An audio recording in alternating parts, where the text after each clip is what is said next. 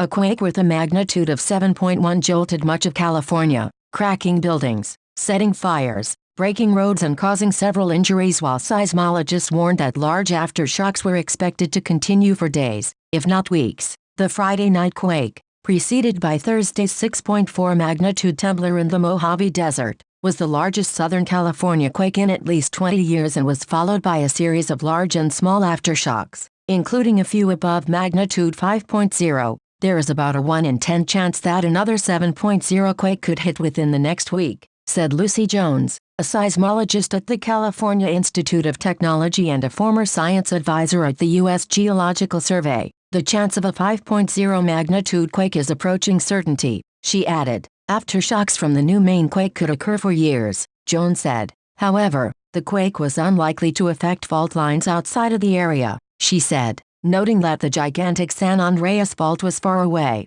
The quake struck at 8:19 p.m. and was centered 11 miles, 18 kilometers, from Ridgecrest in the same areas where the previous quake hit. These earthquakes are related, Jones said, adding that the new quake probably ruptured along about 25 miles, 40 kilometers, of fault line and was part of a continuing sequence. Governor Gavin Newsom activated the State Office of Emergency Services Operations Center to its highest level and announced he had requested that President Donald Trump issue an emergency declaration so the state could receive federal aid. The quake was felt as far north as Sacramento, as far east as Las Vegas and as far south as Mexico. The area in and around Ridgecrest, already trying to recover from the previous tremor, took the brunt of damage. Several thousand people were without power, and there were reports of cracked buildings. There are significant reports of structure fires, mostly as a result of gas leaks or gas line breaks throughout the city, and daybreak Saturday could show even more serious damage, said Mark Giller-Duxey, director of California Office of Emergency Services. Local fire and police officials said they were initially swamped by calls for medical and ambulance service, but there was nothing but minor injuries such as cuts and bruises. By the grace of God, Ridgecrest Police Chief Jed McLaughlin said, 2 building fires, one involving a mobile home, were quickly doused, and there were several reports of natural gas leaks, but the lines were shut off, McLaughlin said. For the second time in as many days, Ridgecrest Regional Hospital wheeled patients out of the building, some still hooked to IVs, CNN reported. Nearby, the tiny town of Trona, with about 2,000 residents, was reported to have at least one collapsed building. Roads were buckled or blocked, and police put out a call for bottled water for residents. State Route 178 in Kern County was closed by a rock slide and had severe cracking. Several homes were knocked off their foundations. Buildings were cracked, but there were only minor injuries, authorities said. In downtown Los Angeles,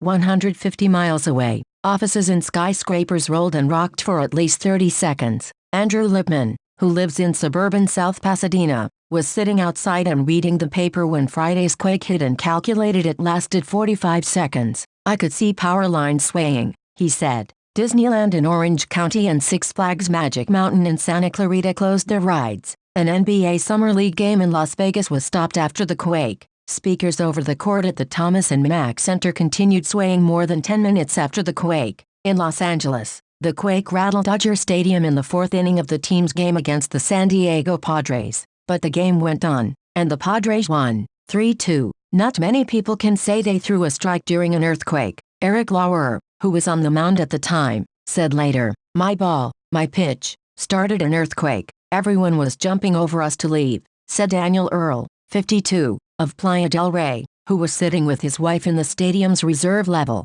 My wife was holding us, like squeezing. I'm surprised my arm is still here. Earlier Friday, Los Angeles had revealed plans to lower slightly the threshold for public alerts from its earthquake early warning app, but officials said the change was in the works before the Thursday quake, which gave scientists at the California Institute of Technology's seismology lab 48 seconds of warning but did not trigger a public notification. Our goal is to alert people who might experience potentially damaging shaking, not just feel the shaking, said Robert DeGroat, a spokesman for the USGS's Shake Alert system, which is being developed for California, Oregon and Washington. The West Coast Shake Alert system has provided non-public earthquake notifications on a daily basis to many test users, including emergency agencies, industries, transportation systems and schools. Construction of a network of seismic monitoring stations for the West Coast is just over half complete. with most coverage in Southern California, San Francisco Bay Area and the Seattle-Tacoma area. Eventually,